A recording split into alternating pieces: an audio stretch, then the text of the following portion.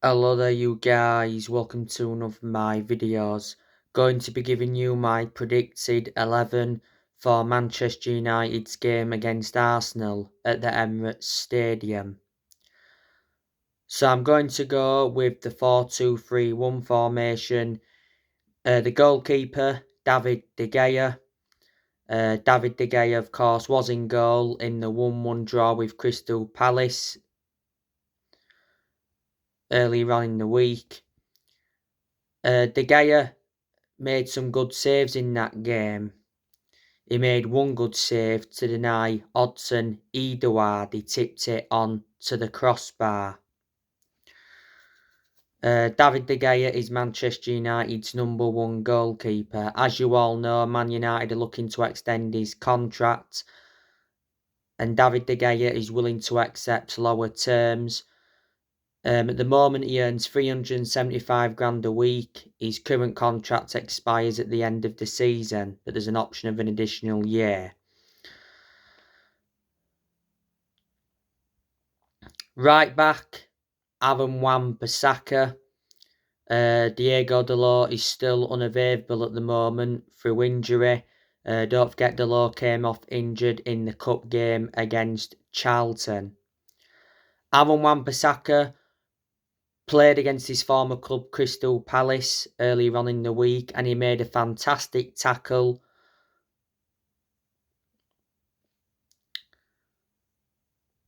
to deny Wilfred Zaha.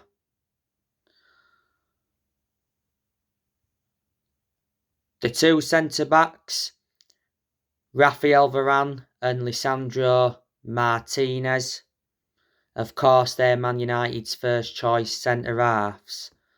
Our backup centre-halves and Harry Maguire, Victor Lindelof, Tuanzebe is out with injury. He's been out of injury for a while, but doesn't get in the team anyway.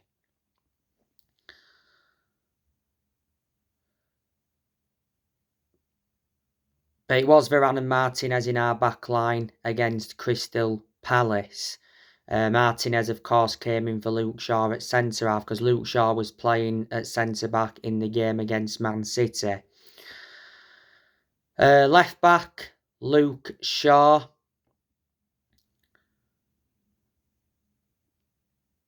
Luke Shaw, of course, played against Crystal Palace. Luke Shaw is still Man United's first choice left back. You know, he is ahead of Malacia. Towards the end of last year, Man United extended Luke Shaw's contract by 1 year. Luke Shaw has been a good left back for United, but he's injury prone, which is a concern. He's endured around 9.5 years at Manchester United, so he's been a long-serving player. Manchester United did get him from Southampton. Now, the two centre midfielders, I'm going to go with Fred and Christian Eriksen. They'll come in for Casemiro. Casemiro can't play in this game because he is suspended. Casemiro picked up a yellow card against Crystal Palace.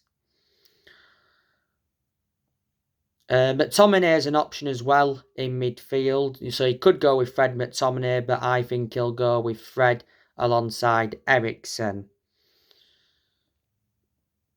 Or he could put McTominay alongside Eriksen, but, you know, Fred is ahead of McTominay in centre midfield. So, yeah, Fred and Christian Eriksen. Fred, you know, Manchester United got him from Shakhtar Donetsk for around 50 million back in 2018. Towards the end of last year, Man United extended Fred's contract by 1 year.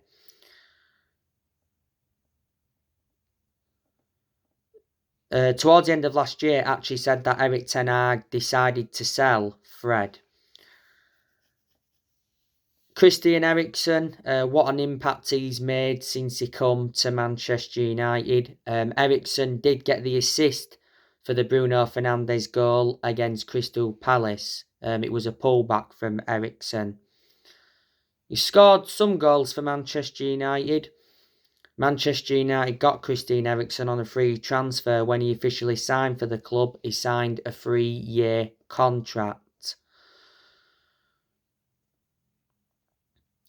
The attacking midfielder, Bruno Fernandes. Bruno Fernandes has scored in his last 2 games. Scored just before half-time against Crystal Palace. It was a lovely finish in the 6-yard box, and he scored the equaliser in the 2-1 win against Manchester City. But obviously, in the build-up to the Fernandes equaliser, Rashford was offside, didn't touch the ball, but he interfered with play. VAR check cleared Rashford from being offside. But Fernandes, he looks a far superior player without Ronaldo in the team. We revert back to when Ronaldo was at United, and when Ronaldo and Fernandes were playing together, we couldn't seem to get the best out of Fernandes. Didn't really make sense because they both played together for Portugal. Fernandes has been a United player now for 2.5 years. Man United got him from Sporting Lisbon back in January 2020.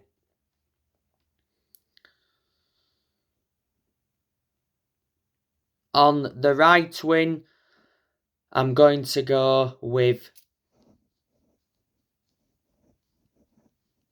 Anthony. Jadon Sancho is now back. Because not so long ago, it said Jadon Sancho returned to training with the Man United first team, but I think this game has come too soon for him. A few weeks ago, Erik ten Hag did mention that, he will be patient with Jadon Sancho. Milanga's an option as well on the wing, but he won't start. You've got Garnacho, that's an option as well. But yeah, I think it will be Anthony on the right wing.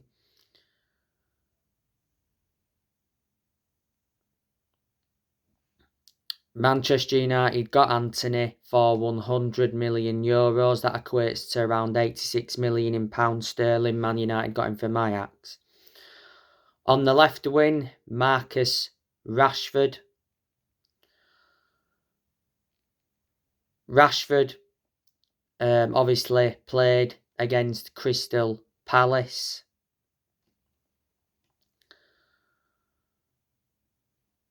He obviously scored the winner in the 2-1 win against Man City. That came from Alejandro Garnacho's cross.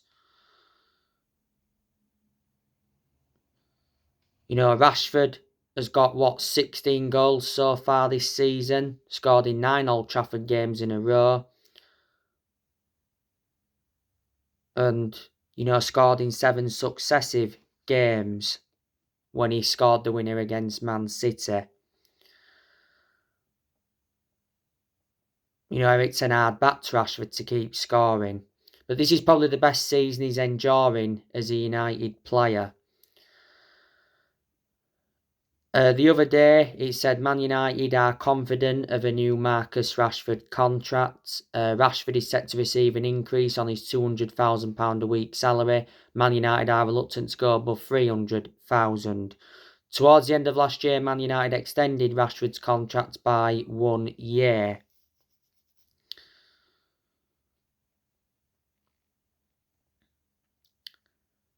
Revert back to 2016.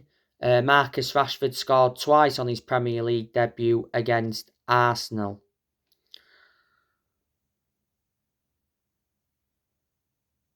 He has been part of the club for a long time. Came up our academy, he's been a United player since the age of 7, and he broke into our senior squad back in 2016. In total, he has over 100 goals for Manchester United. The centre forward, I'm going to go with Wout Weghorst. Anthony Martial, of course, is out with injury. Came off injured against Man City. Martial's been hampered with injuries this season. Wout Weghorst played against Crystal Palace, so he did make his debut. Manchester United got Wout Weghorst on loan until the end of the season. Besiktas received a compensation fee of 2.5 million. Not so long ago, Wout Weghorst's shirt number was confirmed. He's wearing the number 27 shirt.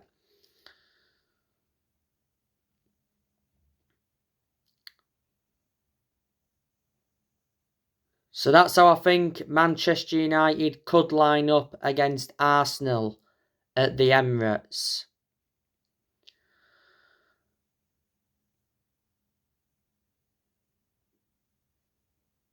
Erik ten Hag has a plan to beat Arsenal again, but believes the Gunners have improved since the September fixture.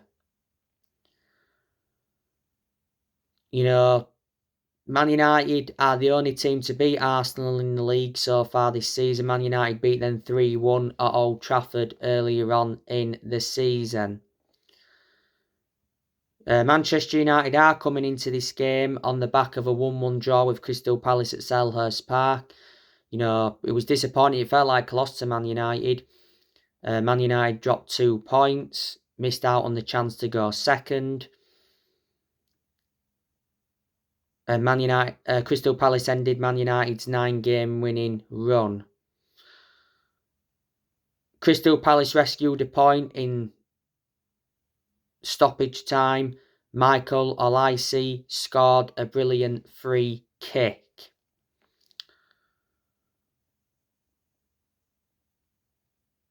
You know, Fernandes gave United the lead just before half-time.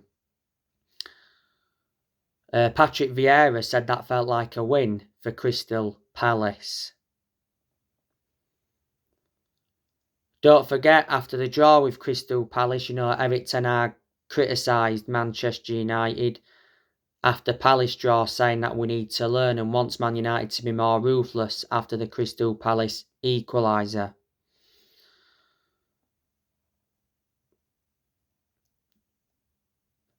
But, you know, I'd still say Man United are in good form. You know, we've only lost one of the last 20 games in all competitions.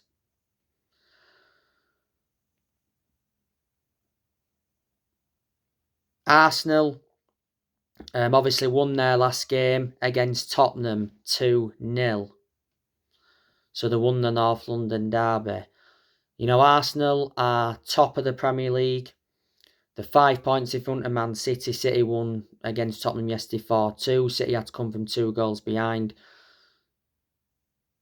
And Arsenal are 8 points in front of Manchester United.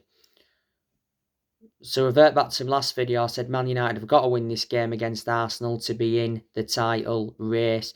Ten Hag said after the result against City, though, that Man United are not dreaming of a Premier League title. But we should finish in the top 4 this season. But Arsenal, you know, they're looking to win their first Premier League since 2004.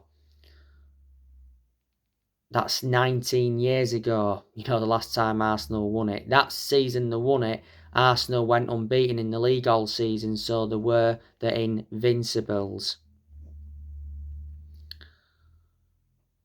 Man United, of course, lost at the Emirates Stadium last season, 3-1. Mikel Arteta, he does deserve a lot of credit. You know, he's doing a good job as the Arsenal manager this season. It was only, last season, or should I say last couple of seasons, where a vast majority of Arsenal fans have been demanding him out and they've been heavily criticising him. With how long Arteta's been at Arsenal manager now, he's gained experience. So far, Arteta has won the FA Cup as Arsenal manager.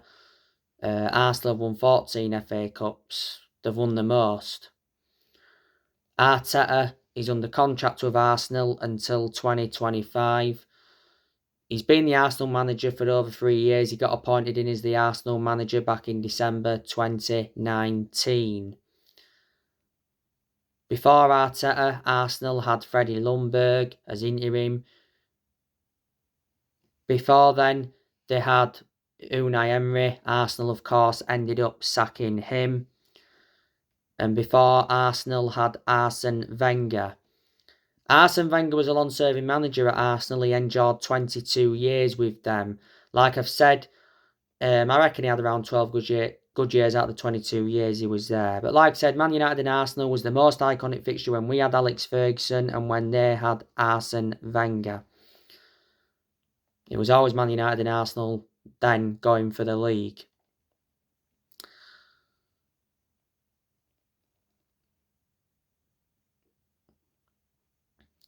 Like I've said to you already, Arsenal have got a decent squad now.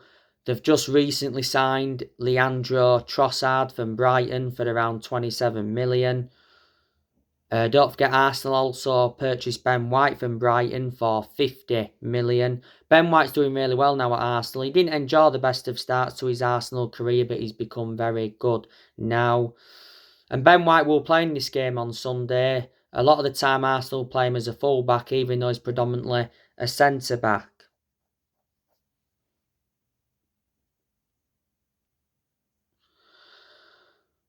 Edward Nketiah will play on Sunday. He's first choice. At one point, he was out on loan with Leeds. Bukayo Saka, very good young player.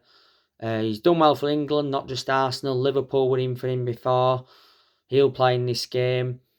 Gabriel Jesus, he will not play any part in this game. He's out with injury.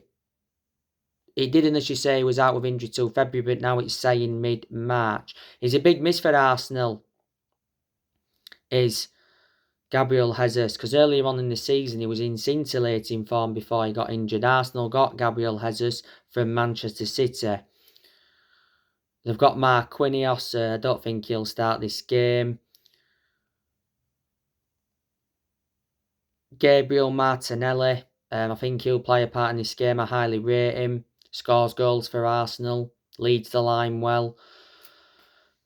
Emile Smith-Rowe. I think he may come on in the game, but don't think he'll start. Obviously, Martin Odegaard's ahead of him now. Martin Odegaard is Arsenal's number 10. Before Emile Smith-Rowe was Arsenal's number 10. Arsenal got Martin Odegaard from Real Madrid. Thomas Partey will play in this game. He's one of Arsenal's first choice midfielders. He's a former Atletico Madrid player. Granit Xhaka, he'll play in this game. He's first choice. He's really good now, but before I didn't really rate him. He's the former Arsenal captain, Granit Xhaka, but obviously a while ago he lost the captaincy because he had disputes over the captaincy. We've got Albert Lokonga as well. I don't think he'll start this game because he's not one of Arsenal's first choice midfielders.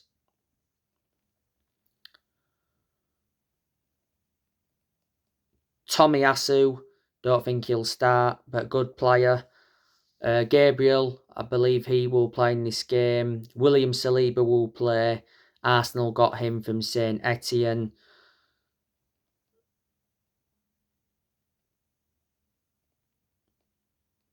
Rob Holding, no, he won't start this game. Not first choice.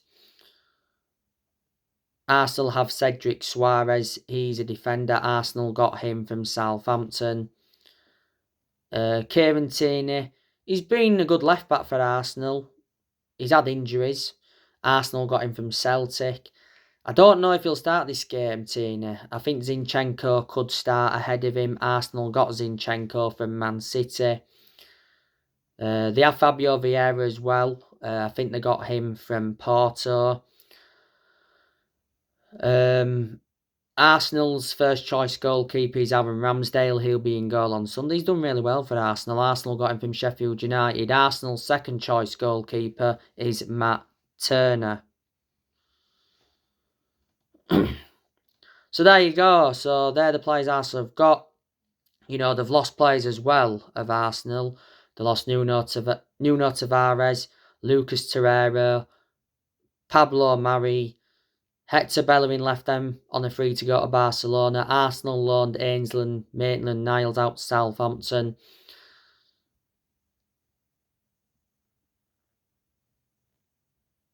Koscielny left them around 3 or 4 years ago. Lichtsteiner left them a while ago. Aubameyang and Lacazette left Arsenal. Nicolas Pepe left Arsenal, but he was very poor for Arsenal anyway. Very poor. Arsenal lost Leno, of course. He's a goalkeeper. He's now at Fulham. So yeah, their players Arsenal have lost. And like I said, Man United have done transfer business with Arsenal before. You know, we got Van Persie off them back in 2012. Revert back to 2013. Robin Van Persie won Man United the league, reflecting on the goals he scored. Don't forget as well, we got Alexis Sanchez off them. Arsenal, of course, got Mkhitaryan as part of the deal. And a lot of years ago, Arsenal got Danny Welbeck from Manchester United. So there you go. And, you know the news regarding Sir Jim Ratcliffe. The other day, like updated, it said Sir Jim Ratcliffe confirms he's in the running to buy Manchester United. Billionaire company Ineos is in the process, spokesman says. Sir Jim Ratcliffe, of course, is a billionaire. He's been interested in buying Manchester United for quite some time. You know, the Glazers are looking for around $5 billion to sell the club.